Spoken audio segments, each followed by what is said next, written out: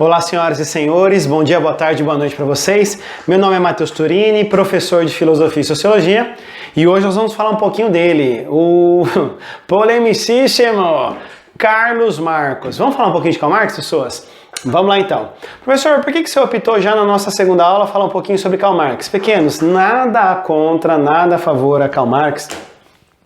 Mas essa escolha, ela é uma escolha cronológica, histórica. Depois de Augusto Comte, o cara que vem depois dele, que é, de alguma forma, respeitando a diferença de idades, é contemporâneo do próprio Comte, é o Karl Marx. Dos clássicos da sociologia, depois quem aparece é o Durkheim e depois quem aparece é o Weber. Então, não é uma opção ou preferência ideológica, epistemológica quanto à sociologia do Marx, mas é uma questão cronológica, tudo bem? Então, Marx, pessoas, a gente tem muita polêmica quanto a ele, e eu vou tentar evitar essas polêmicas, e eu vou falar um pouquinho da metodologia científica do Marx, que é o que nos interessa, tudo bem? Falar que ele é comunista, socialista, clichê. Eu vou falar um pouquinho de como é que o método científico dele chega nessas conclusões, tudo bem? Então, pessoas, a primeira coisa que a gente vai corrigir na linguagem de vocês não é dizer que o Marx ele é pai do comunismo ou pai do socialismo. Ele é pai do socialismo científico. Ele é considerado o autor de referência no comunismo científico, o que tem uma diferença. Marx encontra na época dele vários socialistas, vários comunistas anteriores a ele mesmo, e ele olha para a proposta desses caras e fala assim: eu acho que por aí não dá para fazer revolução. E vem com uma outra proposta. Deu para entender? Engels é o seu grande parceiro, tanto é que a gente fala Karl Marx, a gente pensa Marx e Engels, é quase Sandy Júnior, não é verdade? Mas aí, pessoas, para ele chegar à proposta que ele chegou, ele seguiu um caminho metodológico, e é isso que nos interessa nessa aula aqui. Vamos fazer um pouquinho e voltar um pouquinho no Marx, no jovem Marx, aquele Marx que vai resgatar a dialética como método de análise. Nós já falamos um pouquinho sobre dialética lá na aula de Sócrates, qualquer coisa volta para a aula de Sócrates, mas deixa eu só te relembrar. O que é dialética? Pessoas na Grécia Antiga, dialética tinha um sentido de dois, né? Então diálogo são duas pessoas falando, dialética então são dois pontos se contrapondo. Então na dialética que Hegel coloca, porque a influência do Marx nessa questão dialética é o próprio Friedrich Engels, aliás, é o George Hegel, olha eu falando Engels aqui. Então o Hegel, a pessoa de alguma forma reinterpreta a dialética e pensa na dialética como opostos de contradições. A realidade é contraditória e são essas as contradições que movem. Então lembra que nós já até comentamos na aula lá? Existe dentro de mim uma vontade de passar em medicina e dormir o dia todo. São vontades contraditórias, mas essa contradição é que mobiliza. É essa contradição que faz as pessoas se moverem. Se a gente olhar para a realidade, tanto o Hegel quanto o Marx vão identificar uma realidade completamente dialética. Ou seja, tem várias contradições e essas contradições elas não se anulam, pelo contrário, elas movimentam a realidade. Tudo bem? Então pensar de maneira dialética é pensar de maneira a incorporar as contradições, não eliminar elas, porque a eliminação da contradição tira o movimento de toda a dialética. Então, tanto tese quanto síntese e antítese são três elementos que fazem com que a dialética se mova. Se eu tiro ou se eu boto uma verdade universal, se eu boto uma verdade verdadeira, absoluta, eu tiro o movimento dialético. Professor, mas o Marx fez isso com o comunismo. Não tem um livro chamado O Comunismo Será Assim. O livro que o Marx vai ter mais próximo de que seria uma sociedade comunista é a crítica do programa de Gotha, que ali ele faz uma pontuações sobre aquilo que deveria ser coadunar com aquilo que ele está defendendo enquanto comunismo. Mas se Marx tivesse escrito uma sociedade comunista, ele cairia no idealismo alemão. E a dialética do Marx não é uma dialética socrática, é uma dialética materialista. É uma dialética que se aproxima e identifica na realidade os dois elementos, a matéria e a ideia. Então, tanto é que isso está presente na tese de doutorado do Marx. Marx escreve sobre a filosofia da natureza no Epicuro e no Demócrito, e ele vê no materialismo do Demócrito, o materialismo que ele é determinista. Por quê, professor? Porque os átomos caem no mesmo movimento na filosofia do Demócrito. O Epicuro não. O Epicuro pensa no movimento atômico onde o átomo consegue fazer desvios. E é aí que Marx fala, pera lá, então a gente precisa pensar no materialismo que não seja determinista. E é esse o problema que o Marx identifica, por exemplo, nas teses do Feuerbach. O Feuerbach é um materialista, mas para Marx é um materialista simplista, porque ele acha que tudo vem da matéria. Então, os materialistas negam as ideias, os idealistas negam a matéria. O Marx está no meio disso e fala assim, parou. Materialismo, objetividade do materialismo e subjetividade do idealismo são momentos indissociáveis de uma mesma moeda. São momentos da mesma realidade. Ok? Por quê? Para pensar. A gente tem nossa subjetividade ideal. A gente viaja na maionese aqui com a nossa intelectualidade. Mas a gente também tem a nossa concretude material. Então Marx fala, ó, acabou. Não vamos polarizar. As duas complementam-se. Porém, o Marx identifica que é o seguinte, espera lá. Mas nas minhas ideias, as minhas ideias elas não têm limites. Eu posso me imaginar voando, por exemplo. Mas a minha realidade material tem. O que Marx chamou de determinações. O que são as determinações, professor? As determinações são as limitações que o campo material me põe. Você pode, volto a repetir, você pode imaginar o que você quiser, mas a objetividade da matéria ela te impede umas limitações. Um senhor de idade que queira correr como ele corria com 20 anos de idade, ele agora com 80 não consegue. A mente dele até pode imaginar, mas ele fica preso. Eu não consigo voar. Não adianta isso. Então o que o Marx identifica? Bom, beleza. Subjetividade e objetividade são dois momentos da mesma realidade. Acabou, superado. Mas o que é que determina? Aí que está a grande questão. A determinação, existem algumas limitações, existem algumas determinantes que estão no campo da matéria. Então Marx chega exatamente a essa constatação. Pera lá, se é a matéria que tem determinações, então, frase do Marx, não é a consciência dos homens que determina o seu ser, é o seu ser social que determina a sua consciência.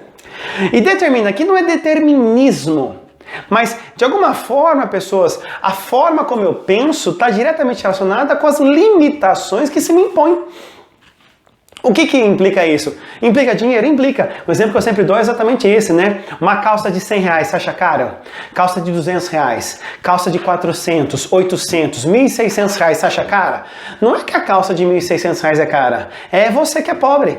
A sua noção de cara está diretamente relacionada com o seu ganho econômico e financeiro. Professor, mas não é assim. Eu acho que quando eu ganhar 1 milhão de reais, eu ainda vou achar 1.600 caro. Não. Você está provando para Marx que a sua realidade econômica hoje, ela influencia a forma como você pensa.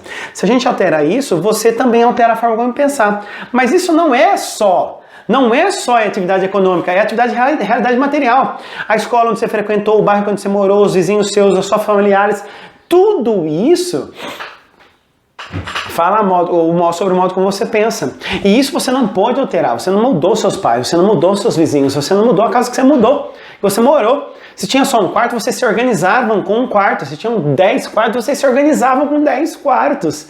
Entende isso? Então, para Marx, é a realidade material que apresenta as determinações. Por isso que a teoria do Marx, o método Marx, é um método de análise científica do materialismo que é histórico e dialético.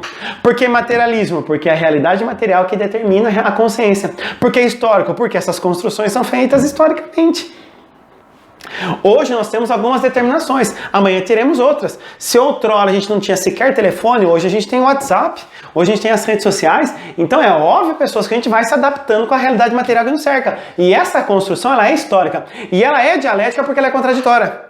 Por que ela é contraditória? Porque ela é cheia de contradições. Ao mesmo tempo que liberta, prende. Ao mesmo tempo que prende, liberta. E por aí vai. As contradições da realidade fazem com que o Marx entenda que existe um método materialista, mas que não é aquele determinista. Ele é histórico e ele é dialético. Ele é mobilizado. Tudo bem? Sussa até então? Maravilha? Então Marx identifica, bom, se é a realidade material que determina o ser humano, Marx então vai entender isso, como é que isso acontece na sociedade. E aí Marx faz quase que uma pirâmide, mais ou menos isso aqui, ó. Ele identifica que a realidade ela tem basicamente duas estruturas, uma infraestrutura e uma superestrutura. Professor, o que é a infraestrutura? Infraestrutura, olha eu aqui no meio, ó. Infraestrutura é isso daqui, ó, tá vendo? É a base material da sociedade. Então veja, a infraestrutura é a base material, a superestrutura é a consciência. Não é a matéria que determina a consciência, então de alguma forma é a infraestrutura que determina a superestrutura. Tudo bem? Professor, mas o que é a infraestrutura na sociedade? Ó? Infraestrutura, base material, economia. Superestrutura, consciência, o que tem aqui, professor? Educação, religião, política, sistema jurídico, todo o resto. O que não é economia está na superestrutura. Então o método Marx é simples. Eu quero analisar a infraestrutura da sociedade. Então, é pela infraestrutura que eu entendo a superestrutura. Eu quero analisar a educação de uma sociedade. Então, eu vou lá entender qual é o processo econômico de produção da vida real. Eu quero entender o sistema jurídico, qual é o processo econômico. Eu quero entender o processo religioso de uma sociedade, qual é o processo econômico. Porque para Marx, em última instância, preste atenção. Em última instância, é a base econômica quem determina a educação, o sistema jurídico e a política. Em última instância. Ser última instância não quer dizer ser a única. Porque, pessoas, Marx tem isso bastante claro. Não é porque eu entendendo o modelo econômico eu entendo a política, que a política não tem as ideias autônomas.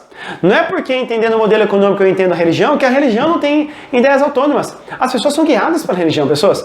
Então é óbvio que a infraestrutura tem a sua influência. Desculpa, a superestrutura tem a sua influência na vida humana.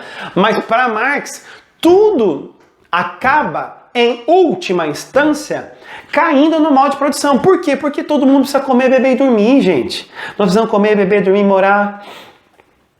Então as minhas necessidades subjetivas, elas de alguma forma dialogam com essas necessidades objetivas. Então eu posso falar de felicidade, mas, sabe, o cristianismo fala isso. A fé sem obras é morta. Exato! Porque não adianta pregar sobre o reino de Deus se uma pessoa passa fome. E o Marx está muito próximo disso, apesar dele ser ateu. Por quê? Porque ele está dizendo o seguinte, não adianta analisar o sistema religioso, educacional ou político se a gente não entender os bastidores econômicos. O Paulo Guedes fala isso. A crise econômica vai passar, a crise política vai passar quando a gente acertar a economia. Pois é um pressuposto marxiano isso. Porque para Marx, entender a dinâmica da economia me explica muito, fala muito sobre a educação, a religião e o sistema jurídico dessa sociedade. Tudo bem, pessoas? Esse é o método. Então, se esse é o método, professor, o que o Marx fez? Se dedicou a entender a economia da sociedade como um todo. Então, vamos lá, vamos falar de economia. Na onde? Vamos falar da economia na história da humanidade. E o que o Marx percebeu? O Marx percebeu que na história da humanidade nós temos diferentes modos de produção. O que é que são os modos de produção? Os modos de produção são o jeito que a gente produziu para comer, beber e dormir. Hoje a gente está no capitalismo, mas sempre foi assim? Não. Antes foi feudalismo, ok? Seu professor de história está cansado de falar isso. Antes foi feudalismo, modo feudal, tal. E antes, escravagismo. Lá na Grécia Antiga, nesse período antigo aqui, até 2000 a.C. E antes, modo asiático, egípcio, servidão voluntária, uma teocracia. E antes, modo comunal. A passagem lá do Paleolítico para o Neolítico seria esse momento onde a gente aprendeu a viver da natureza de maneira comum. Então tudo era comum a todos. Ok? O que o Marx entende? Que do modo asiático para diante a gente começou a construir classes sociais. Independente dos diferentes modos de produções, existe uma luta de classes. Quem? Existiam pessoas que produziam e não ficavam com aquilo que era produzido. E existiam pessoas que não produziam e ficavam com aquilo que era produzido. Dá exemplo, professor? Vamos lá? Do modo asiático você tinha lá os egípcios e você tinha os servos. Você tinha o sacerdócio, né? O rei, faraó e os servos. No modo escravagista você tinha o senhor e o escravo. No modo feudal você tinha o senhor e o vassalo, o suzerano. E no modo capitalista, professor, você tem o burguês e o proletário. O que é que o burguês tem para ser considerado burguês? E aqui está o maior erro quando você fala de Marx. O que o burguês tem para ser burguês? O que o burguês tem? Meios de produção, não é dinheiro. São meios de produção. Não há um ódio a quem é rico, não há um ódio a quem tem dinheiro. Há uma luta contra aqueles que privatizam os meios de produção. O que são os meios de produção? São os meios que eu uso para produzir. O que eu preciso fazer? Bolo, farinha, fermento, ovos, forno, assadeira. Então é isso. O burguês tem esses elementos. Mas qual que é a característica do burguês? Ele não sabe fazer bolo. O proletariado é quem tem bolo. O proletariado é que tem bolo. Que sabe fazer bolo. Detém a força de trabalho. Aquilo que Marx chamou de praxis. Lembra aqui que é praxis? Vamos falar de praxis. O que é a praxis? A praxis nada mais é, pessoas, do que a união de teoria e prática. A gente não superou a ideia e matéria? Superou essa dicotomia? A ideia de um lado e a matéria do outro? Não, a gente superou. Teoria e prática é a mesma coisa. Teoria e prática é diferente. Não, não, não. Uma pessoa para fazer bolo, ela precisa da teoria, da receita na cabeça. Mas ela também precisa saber bater a farinha, senão o bolo desanda. Então isso é praxis. É quando eu pego, o ser humano pega e, usando a intelectualidade e a realidade material, ele transforma a realidade. Percebe? Você tinha farinha, ovos e fermento, daqui a pouco você transformou todos esses elementos em bolo. Você tinha um terreno baldio e os construtores foram lá e transformaram aquilo lá em um prédio. A gente, o ser humano, é o único que tem praxis. Porque diferente dos demais animais, a gente transforma a realidade que está ao nosso redor. E dialeticamente, a gente transforma a realidade e essa realidade transforma a gente. Porque antes eu tinha uma relação com aquele terreno baldio. Agora que tem um prédio, a minha relação com ela é outra. E esse prédio, mesmo que inanimado, altera a minha própria ação. A realidade é assim, a todo momento sendo alterado. E aí o Marx identifica que o quê? Que no capitalismo, a lógica do capital, ela de alguma forma, tudo bem que para Marx, nesse meio tempo todo, por que o burguês conseguiu dominar o proletário? Por que o senhor conseguiu dominar o escravo? O senhor conseguiu dominar o servo? O sacerdócio conseguiu dominar os servos? Porque, pessoas, eles detinham os meios para produzir, eles detinham a riqueza, eles detinham a base material. Então não dá para fazer bolo com pedra. Se eu que tenho bolo, fermento, família, tá, para fazer o bolo, então sou eu que domino essa relação. Só que aí que tá, aí começa a nossa brincadeira, e aí começa o seu ódio. Ah, o professor vai falar mal do burguês. Não, não, não, a questão é a seguinte, olha o raciocínio do Marx. Meios de produção, dialeticamente, é dialético. Meios de produção precisa de praxis, não precisa? Para fazer bolo, eu preciso saber fazer bolo, preciso fazer praxis, muito bem. Mas eu também preciso de leite, fermento, farinha, ovos, não? Forno. Então, pequenos, os meios de produção dependem da praxis, a praxis depende do meio de produção. Então, veja, inicialmente eu e você colocamos tanto o proletário quanto o burguesinho num processo de dependência. Por quê? Um precisa do outro. Olha que harmonia, olha que lindo. Eu preciso de você, você precisa de Cristo, nós precisamos de Cristo até o fim. Então, só que qual é o engano que o proletariado recebe? Qual é o engano da lógica do capital que o Marx identifica? O que motiva um capitalista é o lucro. O porquê de ser do capital é o lucro. Pronto, acabou. Então, no início, veja, no início da relação entre burguês e proletário, nesse início aqui, o que acontece? Acontece, pessoas, que a gente tem uma comparação entre o burguês e o proletariado, onde um precisa do outro. Só que aí que tá, a gente vai produzindo. Vamos pensar em bolos. Já que a gente tá falando de bolos, eu tenho uma padaria, você vai fazer bolos para mim. Muito bem. Vamos supor que a gente arrecade, sei lá, a gente venda 10 bolos a R$50, bolos gourmet. Então, a nossa padaria fatura R$500 por dia. Vezes 30 dias, isso dá R$15 mil. É isso, R$15 mil. Então, 500 vezes 30, R$15 mil. Aí você fala assim, nossa, professor, mas tem os custos. Eu sei, vamos tirar os custos. 7.500 então. 7.500, metade é custo. Para quê, professor? Para pagar maquinário, fermento, farinha, ovo, aluguel do prédio. Então a gente tira metade. O que é que sobra? 7.500. O seu salário de boleiro é R$2 mil. Então sobrou 7.500. Eu dou 2 mil para você e dou 5.500 para mim. Vou repetir. A gente fatura R$500 na nossa padaria. Eu sou o dono e você é o boleiro. R$500. Então, vezes 30 dias no mês, temos R$15 mil. Muito bem. Tira os custos. Custo de aluguel, água, luz, tal, impostos e papapá. Metade, 50% é custo. Maravilha. Sobra 7.500. Eu dou 2 mil para você e fico com 5.500. Justo ou injusto? Ah, professor, é justo. Então, você não falou que era tão importante quanto o meio de produção era a praxis? Você não falou que a praxis é tão importante quanto o meio de produção? E por que na reta final, por que no ponto final, no ponto de chegada, o burguês fica com mais salário do que o trabalhador? Ah, professor, porque ele tem os custos. Não me venha me enganar, não. Eu já falei pra você que a gente arrecadou 15 mil no mês. E a gente já tirou de custos. A gente já tirou de custos. Salário, salário não. Aluguel, não sei o quê. Sobrou lucro. Lucro é 7.500. Lucro é 7.500. Eu recebo 5.500, você recebe 2. Pera lá. Tem alguma coisa errada aqui. O seu discursinho de um precisa do outro não tá dando certo no final da conta. Ah, professor, mas sabe o que é? Ele que assumiu os riscos. Não, ele tem que pagar o maquinário. Eu acabei de falar que eu tirei os custos, gente. Ah, mas ele assumiu os riscos de abrir o negócio. Ah, entendi agora. Agora eu entendi. Você está querendo retribuir o risco que o empreendedor fez. Muito bem. O investimento de tempo, porque ele precisou parar, tempo para abrir a padaria, a bolaria, ter uma... É isso? Ah, entendi. E quem que remunera você? Porque você, trabalhador, também não aprendeu a fazer bolo do graça. Você foi lá e fez um curso de gastronomia. E você sabe o que o mercado te vende? Que você tem que estar bem informado. Que você tem que pagar pelo seu curso de graduação, pós-graduação, lato sensus. Eu sou professor. Eu fiz 3 anos de licenciatura, 1 ano de especialização, 3 anos para fazer 2 mestrados. E eu estou no doutorado. Quem é que me remunera este tempo? Quem me remunera? Eu posso chegar numa escola e falar assim, viu? Que eu tenho uma formação, então você vai me pagar X para eu pagar os custos. Eu não estou pedindo mais porque eu sou doutor.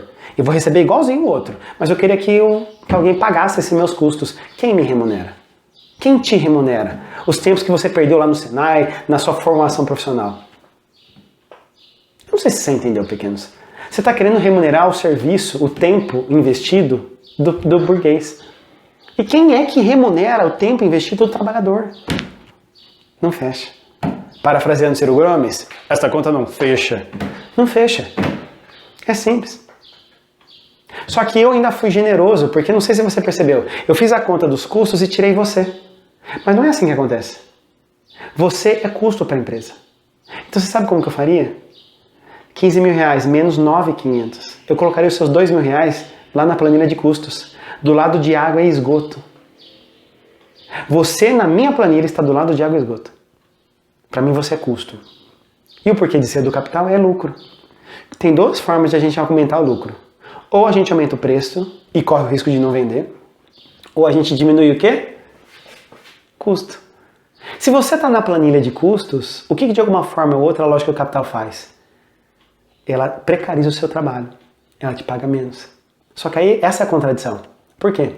Porque ao te pagar menos, pergunto, quem vai na minha padaria? Quantos por cento de burguês nós estamos falando? Pessoas da burguesia não chega a 5% da população. Você confunde rico com burguês. Não é só porque o médico, engenheiro, advogado. Você acha que esses caras são burgueses? Esses caras são proletários, cara. Porque o que faz o médico ganhar dinheiro são os anos de experiência que ele aprendeu para poder operar, para poder consultar. O mesmo com o engenheiro, o mesmo com o advogado, o mesmo com o professor. Então o advogado, engenheiro, médico, eles não são burgueses, eles são trabalhadores, proletário. Porque o recurso que eles usam para ganhar dinheiro é eles. O porquê de ser do ganho dinheiro deles são eles. Tá claro aqui? Então tira todo mundo que é rico. Quem tem meio de produção, professor? 5% da sociedade. 5% da sociedade. Então, nas devidas proporções, quem vai na minha padaria comprar? 95% de proletário. Se o sistema oprime o proletário, quem é que vai sair perdendo depois? Eu. Porque o proletário não vai ter dinheiro para comprar o próprio produto que produz. E por não ter dinheiro por comprar o próprio produto que produz, o que acontece? Ele acaba aqui e não consegue fazer com que ele tenha acesso. Ele mesmo tem acesso à produção que ele mesmo produz. Fraseando Ciro Gomes, a conta não fecha. A conta não fecha, pessoas. Por quê? Porque em algum momento ele está acabando com o próprio público que alimenta ele. E aí, professor? E aí que a constatação que fica é a seguinte, simples. Quanto mais eu oprimo o trabalhador, de alguma forma eu vou oprimir meu próprio mercado consumidor. É incrível como o capitalismo, e Marx não tem nenhum problema de reconhecer isso, mas o capitalismo produziu muito e produziu demais. Mas produziu pacas. Só que é incrível como a gente ainda tem gente morrendo de miséria, morrendo de pobreza, morrendo de fome. Essa é a contradição do sistema. Como é que a gente... Aí Marx vai se debruçar. Como é que a gente faz do capitalismo um produtor de... Porque os liberais têm essa ideia, né? O mercado vai distribuir. Mas como é que a gente faz do capitalismo um produtor de justiça social? Não faz. Porque para Marx, enquanto o objetivo for o lucro, haverá redução de custos, o custos é o trabalhador oprime, o oprime não consegue comprar, e aí a gente vai concentrando cada vez mais a riqueza. O Prêmio Nobel de 2019, pessoas, foi dado a três pesquisadores, né? Uma francesa, salvo engano, um norte-americano e um indiano. Os três falando de como a economia pode amenizar os impactos da desigualdade. Desigualdade foi o título do Prêmio Nobel de 2019. Entende isso? Então Marx identifica que não tem como, pessoas, não tem como. Por quê? Porque o que a gente chama de riqueza do trabalhador, na verdade não é riqueza, é mais-valia. Da onde vem a riqueza do burguês? Aliás, trabalhador não, do burguês. Da mais-valia. O que é mais-valia? A palavra para definir mais-valia é a palavra excedente. Vai dar mais trabalho para você escrever excedente do que lembrar o que é mais-valia. Mais-valia, pessoas, é o valor excedente daquilo que é produzido pelo trabalhador. Então eu produzo uma riqueza de 10 mil reais, eu produzo uma riqueza, no nosso exemplo da padaria, eu produzo uma riqueza de 7.500 reais e recebo 2.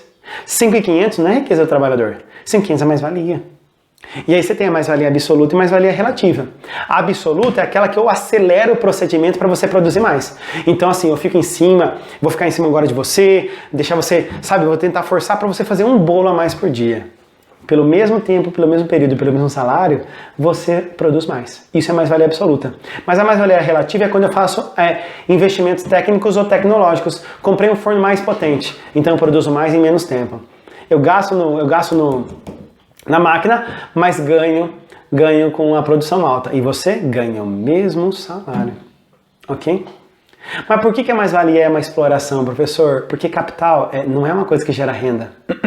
Capital é uma relação social. O Mário Sérgio Cortella fala... Cortella brinca bastante mais com isso, né? O que ele brinca? Ele brinca assim, ó, vaca não dá leite. Por que vaca não dá leite? Porque você tem que ir lá tirar.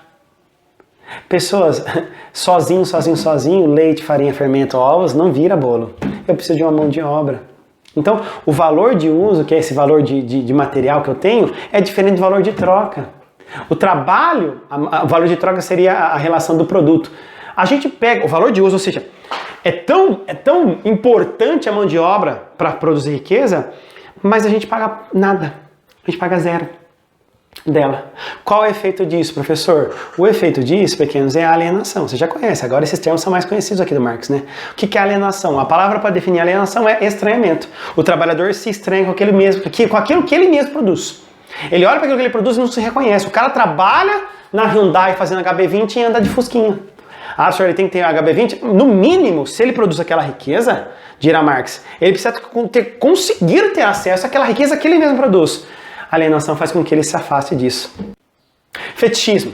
Fetichismo. O que é fetichismo, professor? Fetichismo é um fenômeno psicossocial que faz com que a gente olhe para um produto e veja mais valor no produto do que no produtor.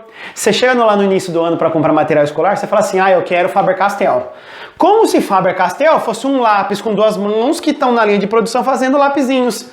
Cara, quem faz o lápis Faber-Castell? Trabalhadores de uma linha de produção. Só que você olha para Faber-Castell e fala Faber-Castell. Ou seja, o produto se destoa do produtor. Isso é fetichismo. E a reificação coisifica o trabalhador. O trabalhador passa a ser uma coisa. Ok? Eu vou, porque se alguém chega para mim, você chega para mim, Matheus, eu quero então um aumento na minha loja.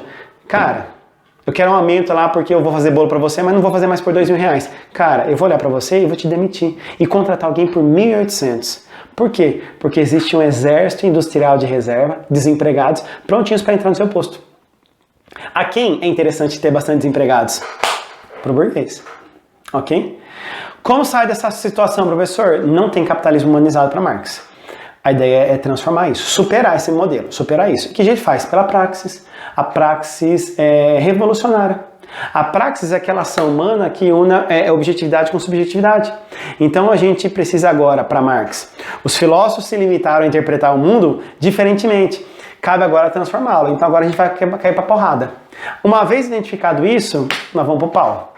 Greve, reivindicação, seja pela via legislativa, seja por imposto de renda ou pelo quebra-pau. Nós vamos fazer uma sociedade comunista. Por que comunista? Comum. Onde todo mundo vai produzir e vai ter acesso aos meios de produção. Professor, como é que seria isso? Aí a gente vai falar um pouquinho na próxima aula, tá bom? Então te espero nas próximas aulas. Até mais.